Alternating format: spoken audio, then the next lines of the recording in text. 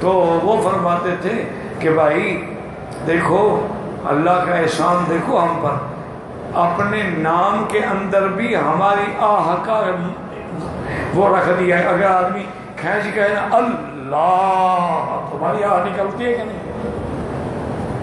انہوں نے کہا یہی تو اللہ نے مجھے سکھایا ہے کہ میرے آگے آہ نکالو، مجھ سے پکارو، مجھ سے مانگو، مجھ سے مدد چاہو. موٹر سائیکل قسطوں پہ سودا طے کر لیا، شو روم سے نقدی خرید کر اس کو دے دیا. نہیں، یہ غلط بات. جب تک چیز تمہارے پاس نہ ہو تو بیچ نہیں سکتے ہو. یہ نہیں ہے کہ پیسے بھی ان کے، سودا بھی لے لیا، نفع بھی کما لیا، یہ تو حرام ہے. پہلی چیز تو تمہارے قبضے میں ہو نا، کیا بیچ رہے ہو؟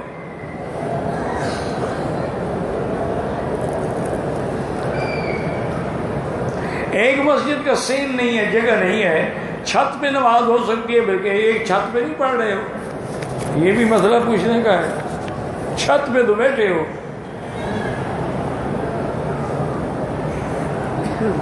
اور یہاں تو کئی چھتیں ہیں. عمرے کا طواف کرتے ہوئے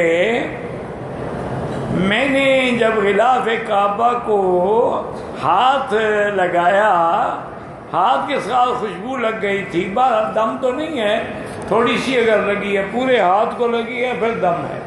تھوڑی جگہ لگی ہے تو 10-15 ریال خیرات کر دو.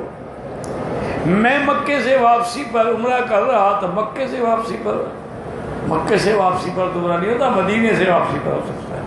طواف مکمل کر لیا، صفا مروا بھول گیا کہ شروع کہاں سے کرنا ہے. ہوا میں نے شروع مروا سے کر لیا. اچھا ماشاء اللہ. بھول گیا کہ کتنے چکر ہوتے. تم سب کچھ تو بھول گئے تو پوچھنے کیا آئے ہو. عمرہ بھی دوبارہ کرو اور ایک بکری بھی ادا کرو. ایک مولوی صاحب کہتے ہیں کہ زمین پر سونا سنت ہے. ٹھیک ہے، حضور کے زمانے میں سب زمین پہ لیٹتے تھے نا. ویسے یعنی تخت بھی ہوتے تھے لکڑی کے بنے ہوئے، لیکن یہ پلنگ ولنگ تو نہیں تھے نا. لیکن اگر کوئی سوئے تو منع بھی تو نہیں ہے نا. یہ دنیاوی استعمال کی چیزیں ہیں. جیسے اب ہم کپڑا پہنتے ہیں، حضور یہ کپڑا تو نہیں پہنا نا، ہم گھڑی پہنتے ہیں. یہ دنیاوی چیزیں. بدعت وہ ہے جو دین میں گھڑی ہے.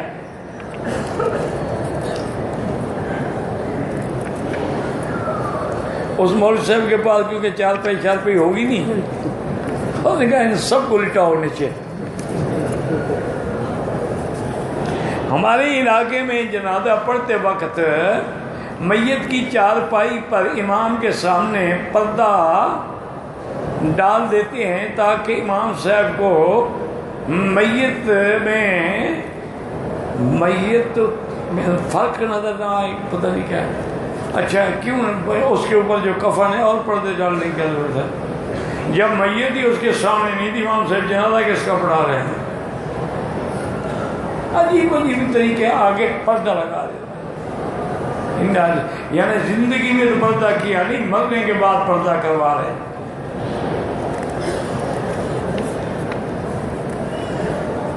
یار یہ سارے کاغذ کٹھے کر کے مفت پہ رکھے ہوتے ہیں. میں 7 سال سے پہلے حج پہ آیا تھا، میری بیوی ساتھ تھی. قربانی کے پیسے جمع کروا دیے. جس تعلق دار شخص کو پیسے جمع کروائے تھے اس کے ساتھ طے ہوا تھا وہ قربانی کر کے فون پر آگاہ کرے گا. اس نے فون نہیں کیا. میں اور میری بیوی بال کٹوا کے احرام کھول دیا. بعد میں اس نے بتایا کہ اس نے قربانی تو وقت کے اگلے دن کی تھی. باہر جو ہو گیا، 7 سال گزر گئے، اب مسئلے پوچھ رہے ہو. حنفی مسلک میں تو ترتیب کے خلاف ہو گیا، دم پڑ گئی. باقی ائمہ کے نزدیک گنجائش ہے آگے پیچھے ہو جائے. اور تمہاری تو غلطی بھی نہیں نا، تم تو پیسے دے چکے. اگر ایک اور ناپاکی کی حالت عمرے کے لیے آئی ہے، وہ کیا احرام عمرے کی نیت اپنے وطن سے کرے گی. آگے بیٹھی رہے، جب پاک ہو بھرا کرے. مسجد عائشہ جانے کی ضرورت ہی نہیں، وہ تو اصل عمرہ تو چھوڑ بیٹھے گی. پھر ایک آدمی مسجد عائشہ سے احرام باندھا، حلق سے قبل احرام اتار دیا، پھر حلق بھی کرایا کہ نہیں کرایا؟ اگر تھوڑی دیر بعد، آدھے گھنٹے بعد حلق کرا لیا تو دم نہیں ہے.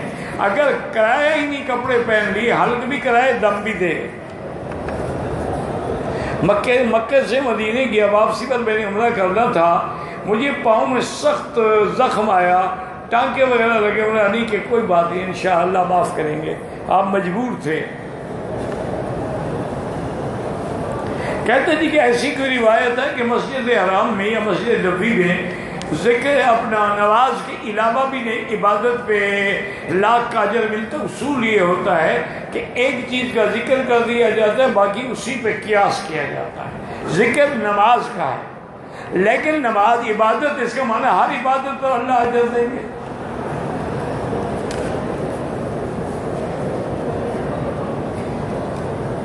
کہتے ہیں جی پاکستان میں ایک دیوبندی عالم دین نے دفن کرنے کے بعد سود بکرا کا پہلا رکوع کوئی حاضر نہیں، اس کا وہ بدعت نہیں سمجھا جاتا، چونکہ تابعین سے ثابت ہے۔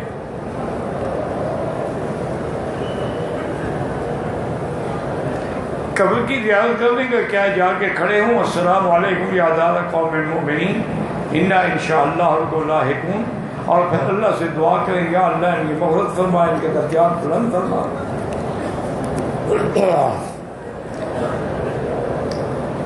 آدمی کمزور ہونے کی وجہ سے اوپر کوئی دانت لگوا دیتا ہے، ٹھیک ہے، وہ جائز ہے، غسل بھی جائز ہے، وضو بھی جائز ہے، خول چڑھا دیتے ہیں اوپر، کوئی حرج نہیں، دانت بدل دیتے ہیں، کوئی حرج نہیں، سونے کا لگا دیتے ہیں تب بھی کوئی حرج نہیں۔ اگر کسی عورت نے بال کٹانے سے پہلے اسکارف اتار لیا، کفارہ واجب بالکل نہیں ہوگا، کیونکہ اسکارف باندھنے کا اس کو شریعت نے حکم ہی نہیں دیا، یہ تو خود اس نے گھڑا ہوا ہے۔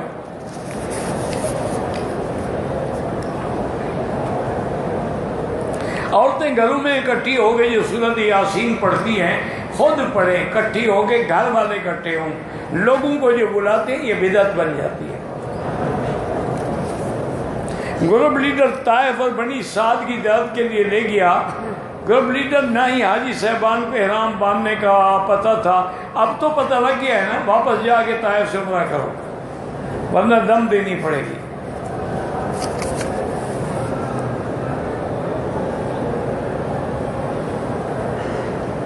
میں اپنے باپ کو کہتا ہوں کہ گھر میں داخل ہوتے ہوئے سلام کیا کرو، پھر بھی وہ نہیں کرتا، اللہ ہدایت دے، تم ان کو کہو نہیں، تم جب بھی داخل ہو سلام کرو۔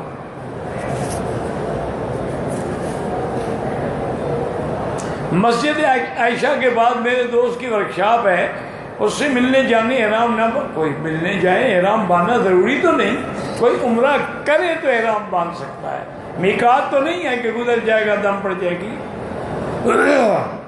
دن میں 2 مرد 3 خواتین ہیں، عمرہ ادا کرنے کے بعد مدینہ شریف گئے، واپسی پر ہمارا عمرے کا ارادہ نہیں تھا، ہمارا ارادہ تھا کہ الوداعی عمرہ آخری دن کریں گے، بہر دوبارہ عمرہ کرو اور دم پڑے گی، سب کو دم دینی ہوگی۔ احرام کے ساتھ خانہ کعبہ ہاتھ لگایا کوئی حرج نہیں، بھائی اللہ کے بندے نہیں لگانا چاہیے، لگا لیا اللہ۔ ہمارے ہندوستان کی حکومت قانون بنایا کہ ہر لڑکا لڑکی کو 10 کلاس کی ضروری ہے، لیکن 10 کلاس کے بعد بچوں کو حافظ عالم بنانے میں بہت دشواری پیش آتی ہے۔ یہ آپ جانے، آپ کا قانون جانے، ہم کیا کریں؟ وہ انگریزی اسکول میں آپ گھر میں پڑھاتے رہے۔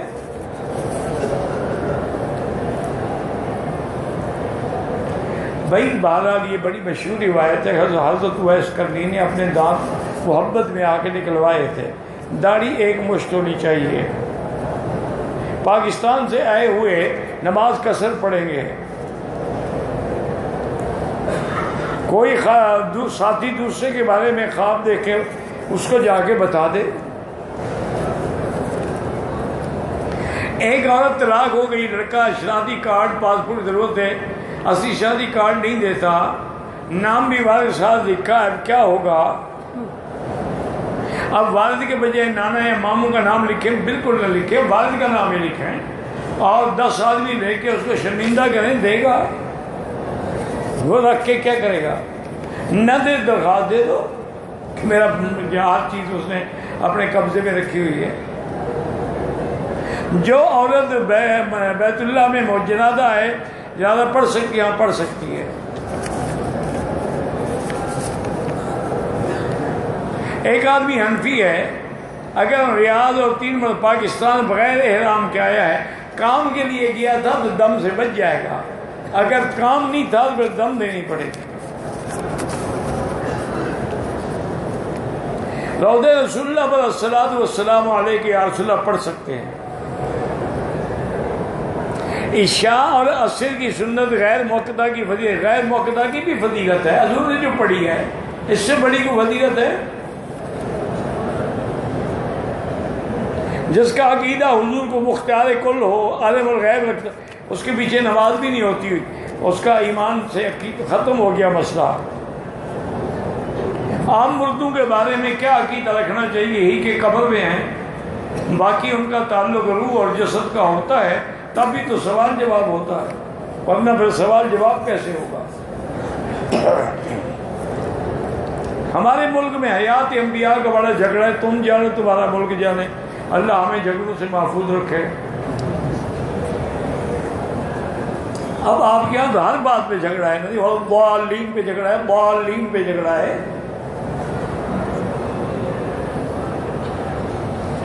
دن میں آپ روضہ رسول اللہ پہ، یہ نہیں کہ ہر وقت سلام، ایک دفعہ سلام، بزرگ جب جاتے تھے جو جاتے ہوئے سلام پڑھتے، پھر جب واپس آتے سلام پڑھتے، آگے پیچھے ہے محرم میں بیٹھ کے درود شریف پڑھتے رہے۔ مروہ پر نفل پڑھنے کا کوئی حکم نہیں۔ ایک آدمی کو قرضہ دیا تھا، اس کی پوزیشن نہیں ہے کہ واپس کرے، میں زکوٰۃ میں کٹوا دوں، یعنی جو چیز ڈوب جائے وہ اللہ کے کھاتے میں، وہ زکوٰۃ صدقے میں نہیں کاٹی جا سکتی۔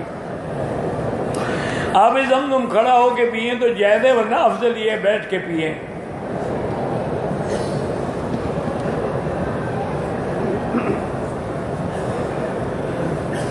ایک آدمی نے کہا کہ نوکری ہو جائے گی تو پہلے مہینے کی تنخواہ آدھا لے لو، آدھا مجھے دے دو، یہ حرام ہے، رشوت لے رہا۔ ریاض الجنہ میں جو ریاض جنت کا ٹکڑا ہے، اس سے بڑی کیا فضیلت ہے بھائی؟ وادی جن کا مجھے پتہ نہیں، خود جا کے ملو جنوں سے۔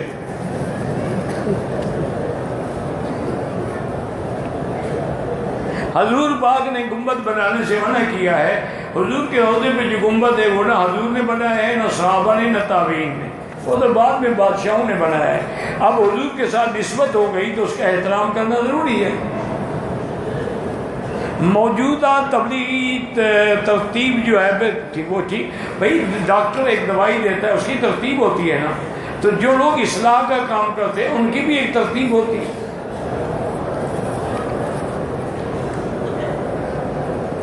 ایک آدمی پاکستان سے احرام نہیں باندھا، ایئرپورٹ سے اپنے بیٹے کے گھر رابک چلا گیا، تو پھر رابک سے احرام باندھا ٹھیک ہو گیا۔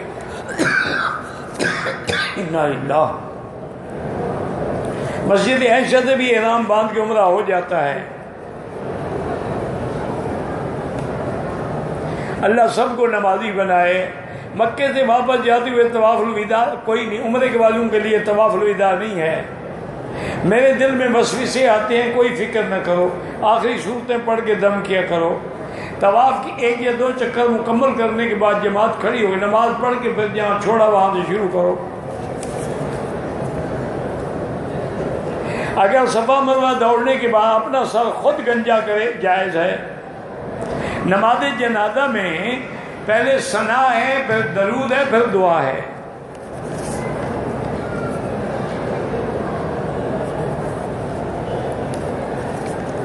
کہتے جس کی داڑھی نہیں، حضور جو تو زندگی میں بھی جو بغیر داڑھی کے آیا، حضور نے جواب نہیں دیا سلام کا، بلکہ ایک روایت میں ہے کہ حضور نے منہ پھیر لیا۔ مجبوری کی وجہ سے جو بندہ بوٹ میں ہمارا طواف کرتا ہے، کوئی حاجت نہیں، کوئی دم نہیں، مجبوری ہے تو مجبوری ہے۔ ایک آدمی کا پاؤں ہے، زخمی ہے، یا اس پہ کوئی نعوذ باللہ نقص ہے، طواف کرتے وقت بعض لوگ اپنے بچوں سے باتیں کرتے ہیں، بالکل ناجائز ہے۔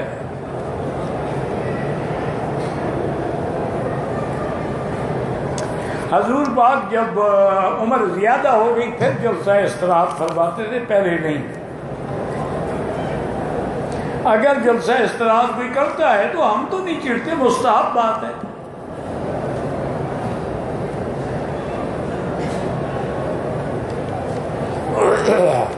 ہم دیہاتی لوگ ہیں، زمینداری کرتے ہیں، کیا ہمارے عورتوں پر حج فرض ہوتا ہے؟ اگر عورت کو تم نے اتنی جائیداد دی ہے کہ اس سے وہ حج کر سکے پھر فرض ہوتا ہے، اگر اس کو دیا ہی کچھ نہیں، الٹا مزدوری کرواتے ہو اس سے کہ گندم کاشت کرو اور ساریاں کاشت کرو اور جانوروں کو چارہ کھلاؤ، تو نوکر ہے نا ہماری، بیوی تھوڑی ہے۔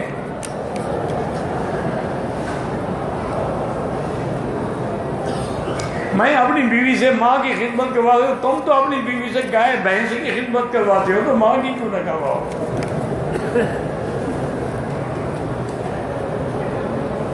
نماز جنازہ میں حنفی مسلک میں فاتحہ نہیں ہے، حنبلی مسلک میں فاتحہ ہے۔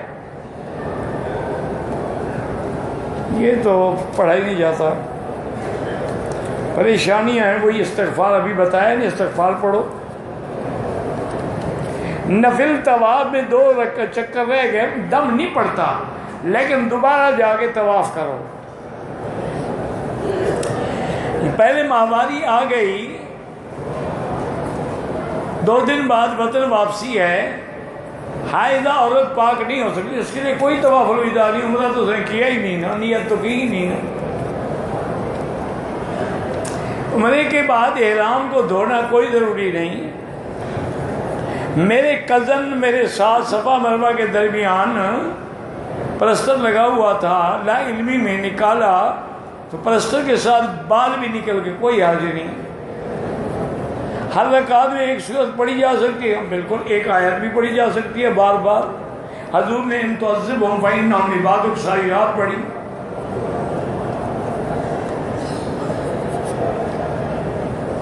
اسلام آباد ایئرپورٹ سے احرام باندھ کی نیت کر لی، جب جدہ ایئرپورٹ پر پہنچا تو وہاں پر ہوا زیادہ ہونے کی وجہ سے احرام کا اوپر کی چادر اڑ رہی تھی۔ میں نے پتہ کیا کیا، کوئی حرج نہیں، کچھ نہیں ہوتا، باندھ لیا۔ مکروہ وقت تو نماز بعد میں پڑھے۔ ہمارے یہاں ایک ساتھی ہوٹل پہنچنے کے بعد کپڑے پہن لیے، 15 منٹ بعد اتار دیے، دم نہیں آتا۔ طواف عمرہ مردے کے لیے ہو سکتا ہے؟ ہاں جی ہو سکتا ہے۔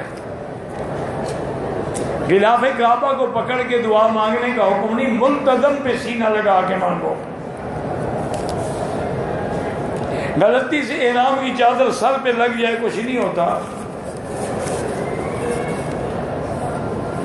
صفا مروہ کرتے ہوئے بھول کر پہلے مروہ سے شروع کر دیا، پھر بعد میں بھول کر 6 چکر لگائے ہیں۔ اگر بعد میں آپ نے چکر پورے کر لیے تو ٹھیک ہو گیا۔ 6 بنتے ہیں، 6 چکر لگائے، بھول گیا تھا، پھر کیا ہوا؟ سوال یہ ہے کہ اب میرے لیے کیا ہوگا؟ مجھے تو ابھی تک بھی سمجھ نہیں آپ کیا کر رہے ہیں۔ شروع مروہ سے کیا، مروہ سے شروع کیا ہے، پھر میں چکر لگاتے ہوئے میں بھول گیا تھا، مجھے دوسرے دن یاد آیا ہے کہ چکر میں نے 6 کیے ہیں۔ اچھا تو ویسے ہی نہ ہوئی نا صفا مروہ، جب شروع ہی مروہ سے کیا تو اب میرے لیے کیا ہوگا؟ آپ کے لیے ایک دم دینا حکم ہے، اور کیا حکم ہے؟ اللہم صلی علی عمرہ سیدنا کرنا ضروری نہیں ہے؟ اللہم صلی علی سیدنا محمد وعلی سیدنا محمد وبارک وسلم یا حی انا للہ یا حی یا قیوم یا ذی الجلال والاکرام۔ یا اللہ بیماروں کو شفا عطا فرما، بے حیاؤں کو حیا عطا فرما، بے دینوں کو دین عطا فرما، بے اولادوں کو اولاد عطا فرما، قرض داروں کے قرض عطا فرما۔ یا اللہ اس بلد الامین کی قیامت تک حفاظت فرما۔ یا اللہ پاکستان کی حفاظت فرما۔ یا اللہ دینی لوگوں کی اور دین کے کام کرنے والوں کی اور دین کے اداروں کی حفاظت فرما۔ یا اللہ مسلمان کشمیر میں ہیں، فلسطین میں ہیں، عرب میں ہیں، عجم میں ہیں، ان کی جان مال اور عزت کی حفاظت فرما۔ ربنا ظلمنا انفسنا ان لم تغفر لنا وترحمنا لنكونن من الخاسرین۔ وصلی اللہ تعالی علی خیر خلقہ سیدنا محمد وعلی آلہ وصحبہ اجمعین۔ اللہ کے بندے اب تو ہم نے کپڑے